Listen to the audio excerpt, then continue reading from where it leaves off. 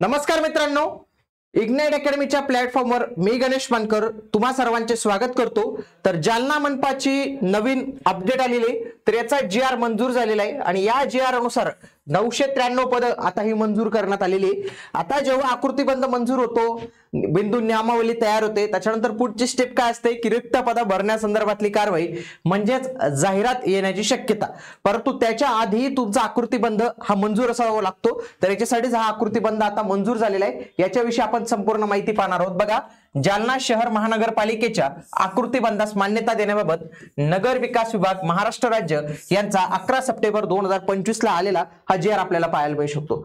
मित्रांनो, अशाच पद्धतीने बाकीच्या मनपा असतील, तलाठी असेल, नगर परिषद असेल, यांच्यासाठी पण सरळ सेवेच्या खूप चांगल्या जाहिराती येणार आहेत आणि याच्यासाठी जर तुम्ही तयारी करत असाल तर त्यासाठी आपण सरळ सेवेची ऑल इन वन बॅच तयार केलेली आहे की जी बॅच तुम्ही कंप्लीट केली तर तुमचे मराठी, इंग्रजी, गणित, बुद्धिमत्ता, सामान्य ज्ञान, चालू घडामोडी हे विषय इतके प्रॉपर होऊन जातील की तुम्हाला येणाऱ्या कोणत्याही TCS IBPS पॅटर्न नुसार सरळ सेवेला तुम्ही खूप चांगला परफॉर्मन्स करू शकतात आणि तुमची निवडही होऊ शकते।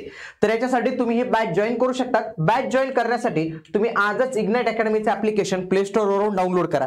बॅच जॉईन करताना बॅच संदर्भात आणखी काही तुमचे प्रश्न राहून गेले असतील, जे बॅच मध्ये दिलेले नसतील, तर ते तुम्ही नक्की आपल्या या नंबरला कॉल करून विचारू शकतात। त्यासोबतच जर तुम्ही हा GM10 एक सिक्रेट कोड यूज करत असाल तर या बॅचेसच्या प्राइसवर तुम्हाला 10% पर्यंतची सूट जी आहे तर ती पण इथं मिळू शकते। आपण डायरेक्ट GR बघूया की GR काय सांगतो। बघा, जालना शहर महापालिकेच्या आकृतीबंधास मान्यता देण्याबाबत तर बघा 11 सप्टेंबर 2025 रोजीचा हा आपल्याला GR पाहायला मिळतो। तर याच्यामध्ये त्यांनी काय सांगितलं की जालना महानगरपालिका ही ड वर्गातली आहे। आता बघा की आधी ही जालना नगर परिषद होती, ती नगर परिषदेवरून तिचं रूपांतर नुकतंच 2023 मध्ये जालना शहर महानगरपालिकेत करण्यात आलं होतं। जेव्हा ही नगर परिषदेमध्ये होती ना, तर त्याच्यात 863 पदांचा आकृतीबंध तिचा मंजूर होता। परंतु ज्यावेळी ती महानगरपालिकेमध्ये गेली तर एकदम लवकर तातडीने काही पदं असावीत याच्यासाठी त्यावेळी 43 पदांना लगेच मंजुरी देण्यात आली होती, पण ते तात्पुरत्या स्वरूपाचे जे आहेत तर ते पद आपल्याला इथं बघायला मिळत होतं। मग आता ही जी नवीन महानगरपालिका झालेली ही रन करण्यासाठी त्यांच्याकडे काहीतरी मनुष्यबळ असावं, याच्यासाठी ऑलरेडी त्यांनी जे आहे तर ते 993 पदांचा नवीन आकृतीबंध हा तयार करून शासनाला मान्यतेसाठी पाठवलेला होता। परंतु कुठल्याही महानगरपालिका असेल तर लक्षात घ्या, महानगरपालिकेला त्यांचा जो खर्च असतो ना तर तो नेहमी कसा ठेवावा लागतो, 35% आत ठेवावा लागतो। जो कोणी हे सॅलरी हा जो खर्च असतो ना हा 35% आत ठेवावा लागतो, परंतु हाच जालनाचा 50% पर्यंत आहे।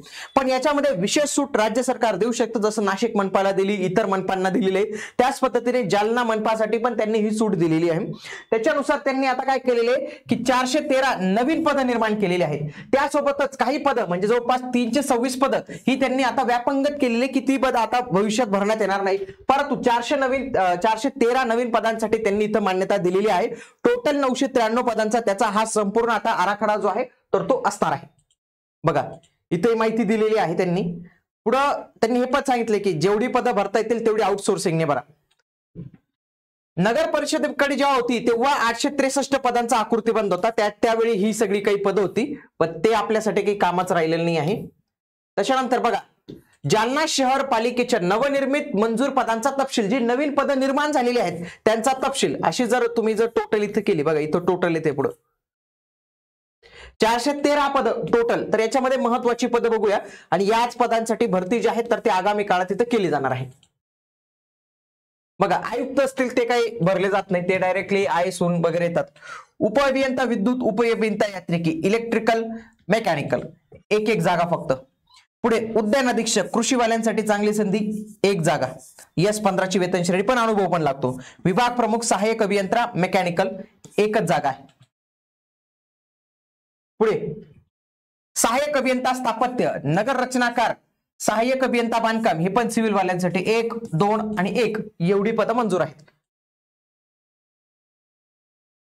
पुढे पुन्हा इंजिनिअरिंग वाल्यांसाठी कनिष्ठ अभियंता यांत्रिकी, घनकचरा प्रकल्प 1 पद, कनिष्ठ अभियंता इलेक्ट्रिकल 1 पद, कनिष्ठ अभियंता यांत्रिकी 5 पद, कनिष्ठ अभियंता स्थापत्य 11 पद, कनिष्ठ अभियंता विद्युत 2 पद, कनिष्ठ अभियंता बांधकाम निरीक्षक स्थापत्य अशी ही 4 पदं आपल्याला पाहायला मिळतात।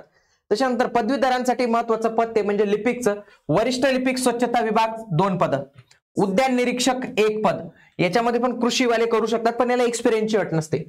कर निरीक्षक किंवा वरिष्ठ लिपिक 5 पद आहे. पुढे लिपिक टंकलेखकचे 39 पद, लिपिक टंकलेखन वसुली लिपिकचे 16 पद, लिपिक टंकलेखन अँड सीसीटीव्ही ऑपरेटर याची 1 पद आपल्याला पाहायला मिळतात. पुन्हा ही पण काही पद आहेत. वाहन चालकाची 7 पद आपल्याला इथं जे आहेत तर ते पाहायला मिळतात. फायरमनची 18 पद पाहायला मिळतात आणि सफाई कामगारची 83 पद, अशी जवळपास 413 पद ही नवीन त्यांनी तयार केलेली आहेत. आगामी काळात यांची चांगली जाहिरात जी आहेत तर ते आपल्याला इथं बघायला मिळू शकते. आता संपूर्ण आराखडा आपल्याला पाहायला मिळतो. नवीन निर्मिती पद, एकूण पदसंख्या किती असणार आहे तर हा संपूर्ण कॉलम आपल्याला याच्याविषयी जे आहे तर ती माहिती आपल्याला इथं मिळत असते. तर अशा पद्धतीने ही संपूर्ण माहिती जाणून घेतली.